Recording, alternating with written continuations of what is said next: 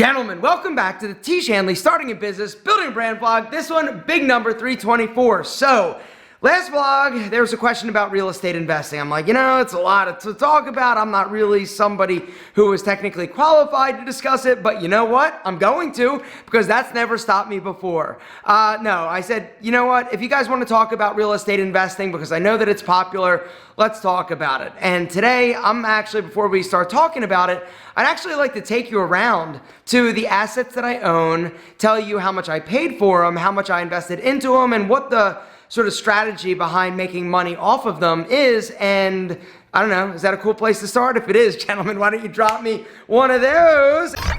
All right, gentlemen, so let's start here, right? This is my office. Actually, let me go into the parking lot and actually show you this building. For those of you who saw the vlog that I did showing like my loft tour, it was actually in this building. I lived here, I worked here. I also have an investment property here, but I don't live here anymore because I hated living here. I do love working here though.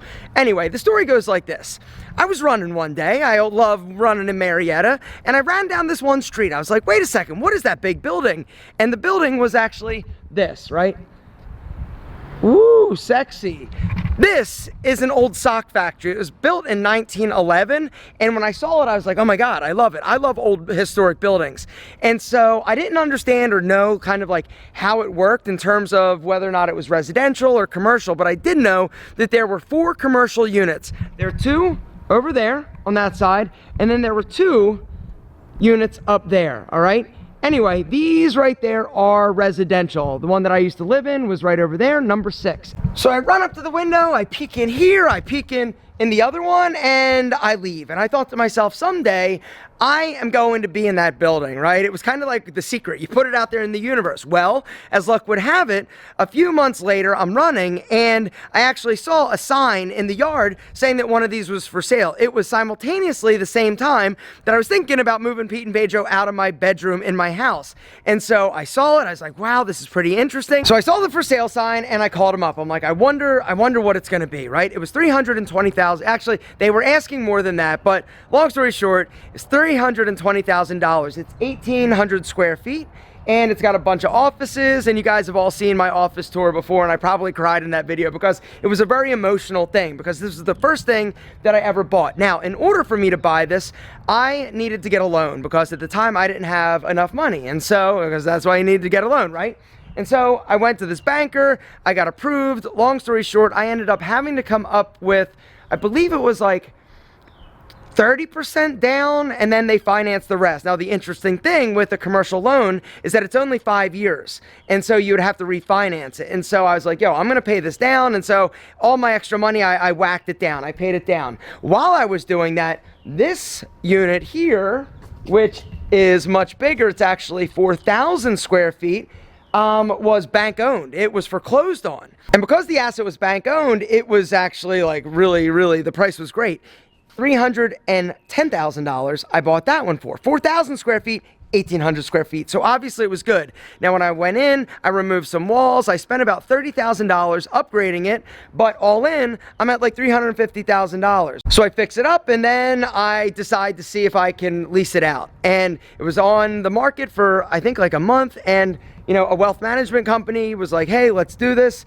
And the price I was charging was $5,000 a month when I started. And so anyway, $5,000 a month I get in rent. I haven't actually ever increased the rent. They've been here for years.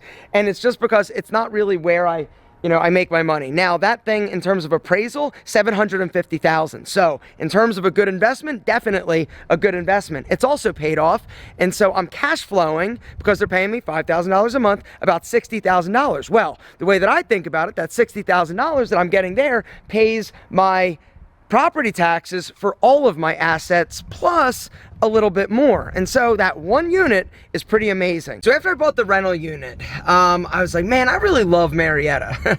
And I said to my wife, I said, would you be interested in moving here? I love that building so much, I thought to myself, man, I would really love to live here. So I talked to my wife, I'm like, would you be interested? She's like, why not? Let's do something different. And so I sent an email to all the residents at that loft building, and I said, hey, is anybody interested in selling?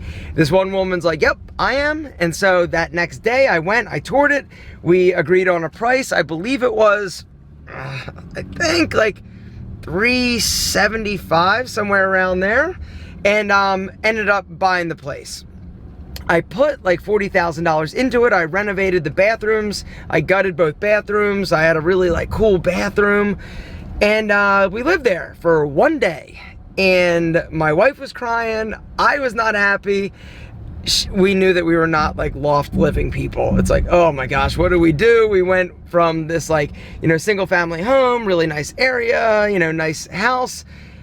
And we're like, what do we do? And so I knew from that point I needed to do something else. So my wife's miserable, she's crying, I'm not happy, and I ended up going to Chicago.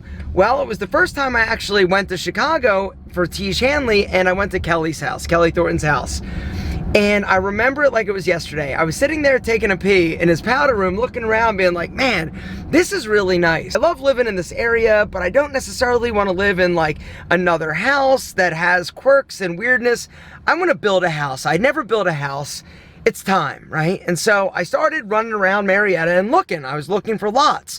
Now the deal was I needed to be close enough to the square that I could walk. I didn't want to be like far away, because that's sort of the charm of the area that I live. It's got this incredible downtown area that's very walkable. And so I was running one day, once again, and I saw 2 lots for sale.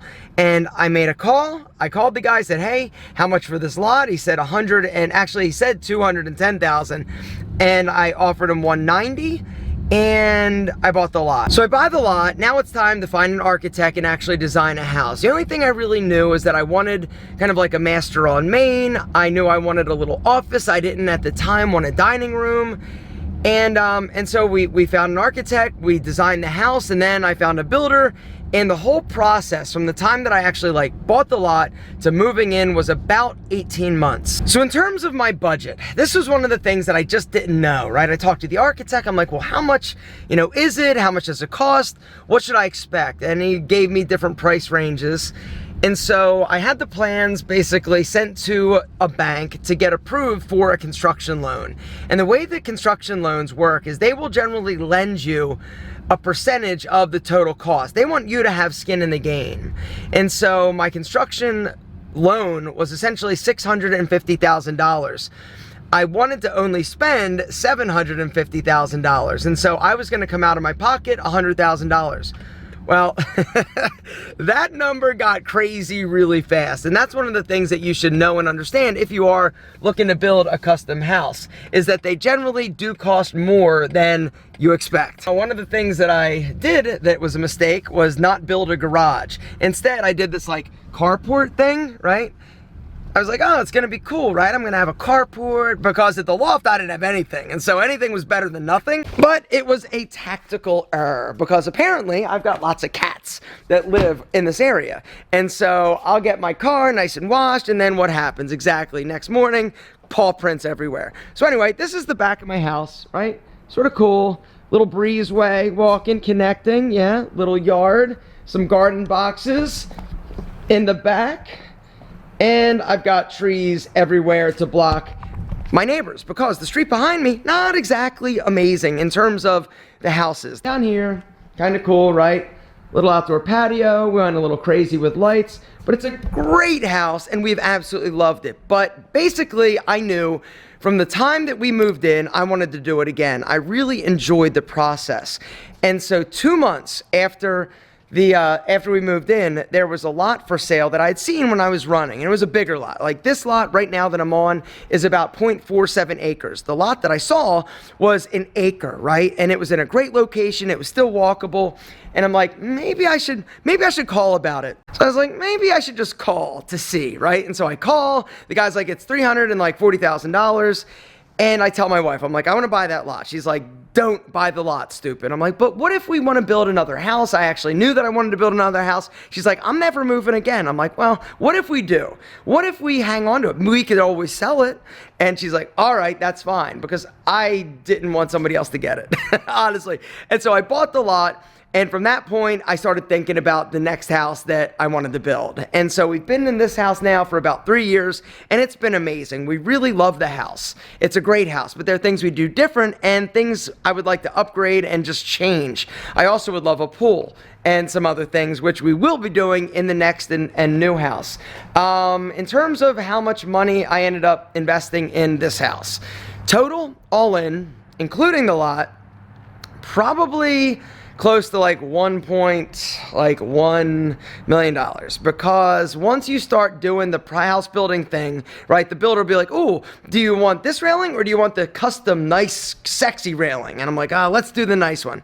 And so this house got a little bit more than I anticipated, but the good news is that when we sell it, it's probably going to sell for around like 1.6, and so definitely positive. And typically when you actually buy or build a house, most people lose money because the market is a little bit insane. It's not going to happen. But now why don't we go head to my mom's house and check that out. My mom lived in this county. She was in this neighborhood that I was not happy about. One of the things that I love so much is Marietta. I love the town that I live in.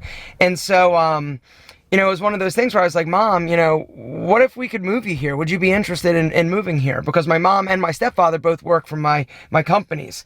And she was like, well, I don't want to put that burden on you. I'm like, don't worry about that. Let's just figure it out. And you can pay me rent. And so, that's what we ended up doing. We looked for a while. We found this little house on this great street that we loved, but the problem was it was too small. And so I went to my architect. We sort of met with the builder. I'm like, well, could we possibly like add extra, rooms or square footage? And we did. And so it took about a year to renovate. And I can tell you from experience, the renovation process was much more stressful than building from scratch, right? Building from scratch is like connect the dots, right? It starts with this, and then you do this, and then you do this, and then you do this. Unless you're moving a pipe, which I'm doing now, and it's a pain in the ass. Anyway, but with a renovation, you start tearing things down and you find things that you didn't know were there. And so the renovation process was really stressful. Dealing with my mom was really stressful, but it turned out amazing. And her and her husband are literally like living their best life. And with that property, I do get rent. I get rent every month, and that's awesome. And what else? Let's see. That house cost around $320,000. Everything I buy is literally like $320,000. Put another $300 into it, maybe closer to like $250, maybe $300, probably $300. And then, but now it appraises at around, probably if I were to sell it, it would be close to $800,000. This area is insane. Most areas are insane, but Marietta, because it's a walkable, amazing community and it's super like cool, is really like gone crazy. Some of these little bungalows behind me and all over, they're going for like $500,000, $600,000, and it's insane. But let's go actually show you my mom's house. Sorry, eating a little snack. The other reason why I love having my mom in the area is literally like I'm like 3 or 4 streets away from her. And so it's just great, You never know when people are going to go, and at this stage of my life, I just want to spend as much time with people that I love as I possibly can. And so that's what we're doing. There's her little house, and it originally looked like this. We ended up adding on that extra section right there, bumped the back out a little bit, got a master bedroom, a really great laundry room, closet, and it's an amazing little house. And there's one more property that you guys have all seen, and that is the Salon, all right? You guys have all seen it. The cost of that building, dilapidated, piece of crap building, because it's big, historic, in downtown, commercial building, was $300. No, it wasn't $300. That one was $700, around $700,000. It was much more than that to renovation, or the renovation cost was probably another like 1.2 million. All in, I'm in about $2 million. I do get rent, about $10,000 a month in rent, which is, 120 grand a year, which is great. And I also then am part owners of the Salon business. So I'm kind of making money both ways. In terms of what the property would be valued at, I've got no idea. I've thought about like what happens if the Salon goes out of business. Like I am pretty emotionally connected to this building with all that I've done to it. And one of the reasons why, there are multiple reasons why I did it, right? Of course, it's a business and that's good. One of the other things about this, the church or the salon, I'm super proud. I'm super proud that I was able to do this and make this eyesore that had been vacant for literally 30 years. I was able to make it something spectacular and beautiful for a lot of people to enjoy. And so, you know, there's pleasure in that for me. And if I'm being a little honest with you guys, because apparently today you're getting a lot of honesty because you know that I don't like talking about money, but today we're doing it. It's kind of like a little ego boost too, right? I like being the one that did it. I like, you know, I like it. I love my town, and I'm proud that I was able to do that. And so there's definitely an emotional connection to that. I used to think that I would never sell my office. I think I'd probably sell my office. I also, actually, why are we talking about selling stuff? We're not talking about selling, we're talking about buying. The renovation took about a year to do, and as you guys have seen from any of the videos, which I will also link to the salon tour video if you want to go check that out, it's amazing. Like, it could not have turned out any more beautiful, and I definitely overspent on this thing, but I wanted it to be amazing, and in my opinion it represents me. And so there she is in all of her beauty and splendor.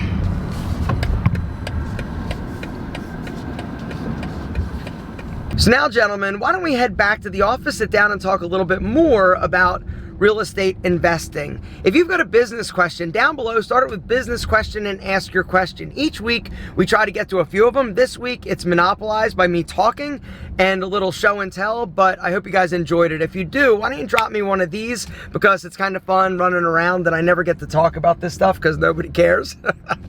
Whatever, I'm a realist. I understand they don't. All right, gentlemen, so I got a meeting here in about 15 minutes, but what I'd like to do now is just talk a little bit about my philosophy in real estate investing, which is the wrong philosophy, I would assume. So I don't invest in real estate to make money. I know that that is a big thing, right? A lot of people, that's their main business, and you can make a ton of money in real estate. You know, there are a lot of people that have courses and different, you know, mechanisms for you to basically learn how to do it. The reason why I invest in real estate, I don't even consider it investing. I buy it because I've got a need for it, or there's something that I want to do with it. It's not that I think, oh, I can make 100,000 from this and then 20,000 from that. We have actually, my wife and I, she actually, not me, because at the time I moved in with her, I was so broke it wasn't even funny. She bought a bank-owned house back when the market like completely like crapped, right? And it was a house in the neighborhood that we lived in, and we fixed it up. I did the work, spent probably like $5,000 fixing it up, but maybe it was 10. Anyway, it was a great little 3-bedroom house. We ended up renting it for like $1,500 a month, and it was great, right? The truth is that it was more headache and hassle than it was worth, because they moved out, they trashed the place, we had to fix it, and we decided we are not in the rental business. And so we ended up selling it. But there's somebody that I know who's actually, there are 2 people that I know that what they do is they buy houses, they buy assets, and then they rent them out, right? This one guy probably has 25 like kind of low income properties. They're really affordable to buy, and then he rents them out to a lot of like the day laborers and things in the area, and he gets cash for it. Now, I'm not saying that's legal, or I'm not saying that actually it is legal if he reports it, but I'm assuming the reason why he does a lot of it with cash is that it may not be all reported. I've got another guy that I'm friends with who over the years has bought like 35 different houses. And these aren't just like little like crap houses. These are decent houses, and he gets rent. And that's his business. You know, there are a lot of people out there that have the business or in the business of real estate, whether or not it's acquiring small rental houses or apartment buildings, right? Apartment buildings are great because yes, you're going to have more people, but they're bad because they cost a lot more money, right? And so, you know, I have thought about if I were ever to kind of like, you know, take this a little bit more seriously in terms of real estate, because I like the process. What I really love is building, right? And so what I think for me, what I may do in the future, if there comes a time where I've kind of retired and I want to scratch my itch, is I would possibly be a developer in terms of I would find old houses, tear them down or fix them up, and do that. I've learned a lot, but it's one of those things where that's a potential for me. And then the way that works is you put the money out and you build it, and then you basically sell it for some number multiple above what you build it for. A buddy of mine, Mike, in this area, that's kind of what he's doing. He worked for a big business that offered or that sold building supplies. Well, the building was in, ESOP, right? An employee-owned stock sort of company. They came in, or a big company, I think it was like Bowden or some big developer came in and bought the company, and all of the employees that had stock basically got paid out. And so he got like a few $1 million.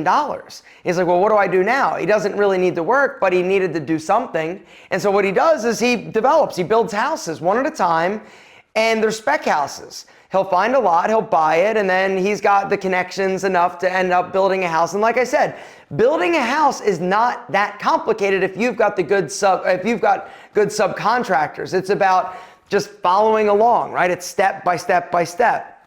And so it's something that I might be interested in.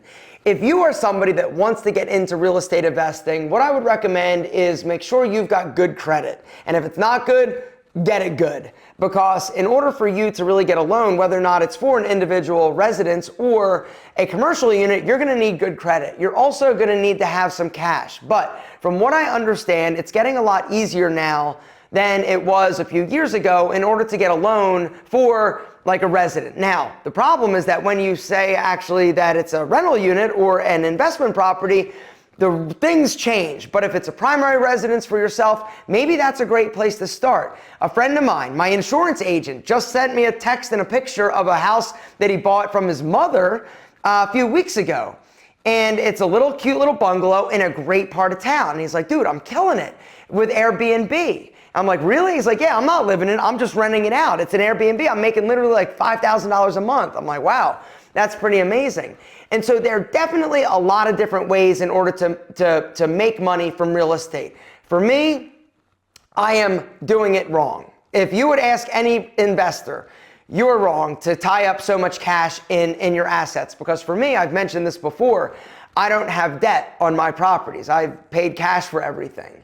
And so, I know that my money could technically make more somewhere else, but for me, it's just a function of I want to sleep well at night. I'm also in a fortunate position that I'm making enough money in other areas that I can actually afford to invest and save. And so it's not like all of my money is tied up in my assets and I can't, grow it, or if I ever want to retire, I can't do that. The other thing, and the way that I look at things, if I want to, I could always sell something, right? Boom, done. Or refinance. And so if like the shit hit the fan and I needed cash, I could refinance, any of these assets and have access to a lot of money.